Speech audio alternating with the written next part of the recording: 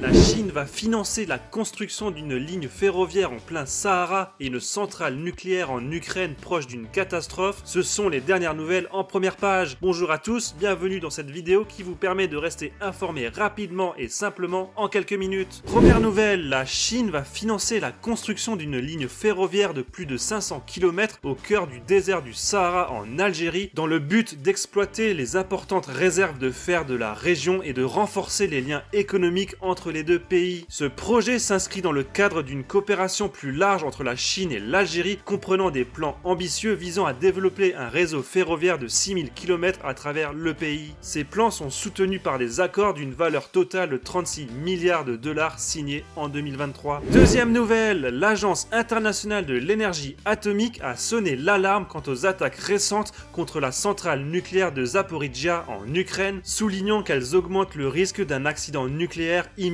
Occupé par la Russie depuis mars 2022, le site a été la cible d'attaques de drones à partir du 7 avril, Moscou et Kiev se renvoyant la responsabilité, ce qui a incité l'agence à appeler à l'arrêt immédiat de ces attaques pour prévenir d'une catastrophe. Avant de passer aux dernières nouvelles dans le reste du monde, passons à la rubrique en France. Troisième nouvelle, une nouvelle opération sécuritaire nommée Mayotte Place Net, lancée pour 11 semaines à Mayotte, mobilisant 1700 forces de l'ordre pour lutter contre l'insécurité, l'immigration irrégulière et l'habitat insalubre. Une centaine de renforts spécialisés sont déployés pour cette mission, avec pour objectif la destruction de 1300 habitations insalubres, tandis qu'une enveloppe de 5 millions d'euros est allouée à l'hébergement d'urgence des migrants interpellés. Quatrième nouvelle, en mars, la situation des nappes phréatiques françaises s'est améliorée avec plus de la moitié d'entre elles au-dessus des normales grâce aux pluies abondantes, mais le Languedoc-Roussillon reste un point noir persistant, toujours sous la moyenne, malgré une amélioration générale par rapport à l'année précédente avec 27% des points sous les normales. Des régions comme l'Aude et les Pyrénées-Orientales ont encore subi un déficit de 50% de précipitations, accentuant leurs difficultés. Et voici les dernières nouvelles du reste du monde. Mais avant de continuer, n'oubliez pas de vous abonner à la chaîne si vous appréciez le contenu et de partager et commenter la vidéo pour soutenir le travail. Merci à vous. Cinquième nouvelle, en 2023, Israël a subi 3 fois plus de cyberattaques, devenant ainsi le pays le plus ciblé, notamment par l'Iran et le Hezbollah, suite aux tensions croissantes au Moyen-Orient. Ces cyberconflits, qui se développent également en Europe entre l'Ukraine et la Russie, montrent que les cyberattaques deviennent une arme stratégique dans les conflits géopolitiques impliquant à la fois les États-nations et les activistes. Sixième nouvelle, les attaques par ransomware, qui consistent à un type de logiciel malveillant bloquant l'accès aux fichiers d'un ordinateur et exigeant une rançon pour les déverrouiller, ont augmenté de 68% en 2023, principalement en raison de l'utilisation accrue de l'intelligence artificielle dans les cyberattaques. Les grandes entreprises sont particulièrement ciblées avec une demande moyenne de rançon en hausse. En 2022, les attaques par ransomware ont remporté plus de 1 milliard de dollars. Outre le fait que près de la moitié de toutes les attaques par ransomware en 2023 ont visé les États-Unis,